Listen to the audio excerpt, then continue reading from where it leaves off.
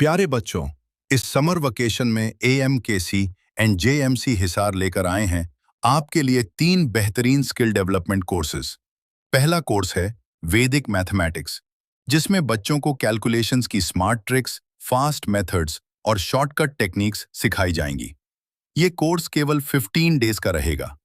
दूसरा कोर्स है web designing, जिसमें आप HTML, CSS और मॉडर्न वेबसाइट डिजाइनिंग सीखेंगे। तीसरा कोर्स है डेटाबेस कोर्स, जिसमें MS एक्सेस और SQL की प्रैक्टिकल ट्रेनिंग दी जाएगी। कंप्यूटर कोर्सेज में केवल 15 सीट्स उपलब्ध हैं और वैदिक मैथ्स कोर्स में केवल 25 सीटें हैं। सभी क्लासेस 1 जून से शुरू की जाएंगी।